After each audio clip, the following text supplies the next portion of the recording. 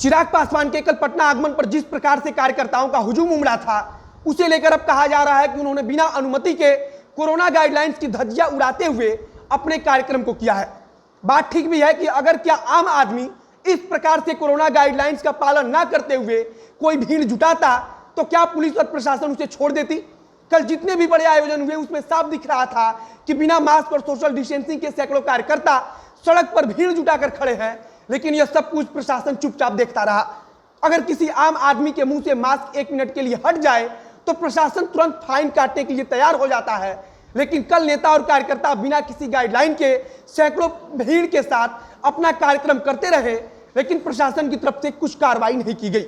बताया जा रहा है कि प्रशासन की तरफ से ऐसे आयोजन की इजाजत नहीं दी गई थी और कार्रवाई की बात भी कही गई थी, लेकिन इसके बावजूद भी आयोजन संपन्न हुआ और यह सब कुछ प्रशासन की देखरेख में हुआ।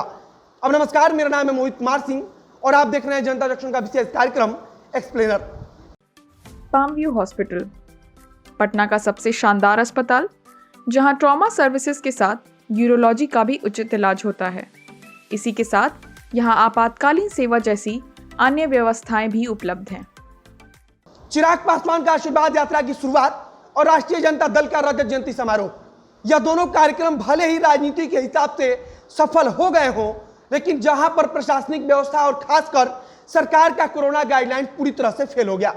सवाल इसलिए उठ रहा है क्योंकि अगर उस जगह पर कोई आम इंसान होता तो निश्चित रूप से उस पर कार्रवाई होती, लेकिन अगर कोई सांसद, विधायक या बड़ा नेता यह सब कुछ करता है तो प्रशासन चुपचाप मौन साध कर सब कुछ देखती है। राजद सुप्रीमो लालू प्रसाद यादव ने वर्चुअली रूप से कार्यक्रम को संबोधित करते हुए कोरोना की तीसरी लहर के बारे में बातचीत की, लेकिन विडंबना देखिए कि उसी राष्ट्रीय जनता दल के कार्यक्रम में जहां नेता प्रतिपक्ष तेजस्वी यादव से लेकर पार्टी के तमाम बड़े नेता पहुंचे, वहां कोरोना के नियमों का कोई पालन नहीं किया गया। चिराग पासवान की आशीर्वाद यात्रा में पटना से लेकर हाजीपुर तक इसी प्रकार से कार्यकर्ताओं और नेताओं का भीड़ जुटा रहा।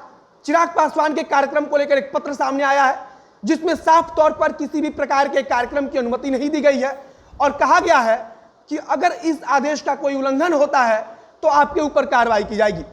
हाजीपुर का जो प्रशासन है उसकी तरफ से लोक जनशक्ति पार्टी के प्रधान सचिव संजय पासवान को एक पत्र लिखा गया है और इस पत्र में साफ साफ कहा गया है कि कोरोना के कारण सार्वजनिक स्थल पर कोई भी कार्यक्रम का आयोजन नहीं किया जा सकता है। पत्र के आखिरी में इस चीज का भी जिक्र किया गया है कि अगर किसी प्रकार का उल्लंघन किया जाता है तो आपके ऊपर, यानी कि जिनके नेतृत्व में कार्यक्रम हो रहा है, उसके ऊपर कार्रवाई की जाएगी। कल पूरे दिन चिराग पासवान का आशीर्वाद यात्रा चलता रहा, लेकिन प्रशासन की तरफ से उन्हें बताने की कोशिश भी नहीं हुई कि इतना भीड़ जुटाना ठीक नहीं है। वैसे राष्ट्रीय जनता दल और चिराग पासवान का कार्यक्रम कोई शादी ब्याह तो था नहीं कि वहां पुलिस पहुंचकर कोई कार्रवाई करती। अगर आम आदमी के घर पे शादी होता और उसमें भी 30 लोग ज्यादा हो जाते तो निश्चित रूप से प्रशासन कार्रवाई कर चुकी होती। केवल चिराग पासवान और राष्ट्रीय जनता दल के कार्यक्रम में ही नहीं, बल्कि पशुपति पारस ने जो आयोजन कराया उसमें भी कोरोना गाइडलाइंस का बिल्कुल भी ख्याल नहीं रखा गया। अगर आप कोई आम आदमी है तो आपके लिए यह नियम है कि अगर कोई सार्वजनिक कार्यक्रम कराना है तो उसके लिए पहले जो संबंधित थाना है उससे आपको इजाजत लेनी पड़ेगी, लेकिन हमारे बड़े नेताओं के लिए ऐसा कोई नियम नहीं है।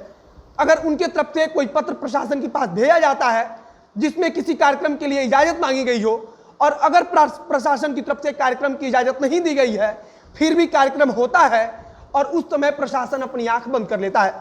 अब आगे देखना होगा कि क्या इन कार्यक्रम के लिए वाकई में प्रशासन कोई कार्रवाई करता है।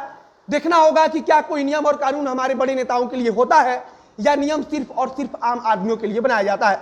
अब हमें इंतजार रहेगा कि प्रशासन नेताओं के पास पहुंचेगी और जिस प्रकार से आम आदमी के ऊपर कार्रवाई होती है उसी प्रकार से उनके ऊपर भी कार्रवाई की जाएगी, क्योंकि कानूनन इन्होंने नियम को तोड़ा है।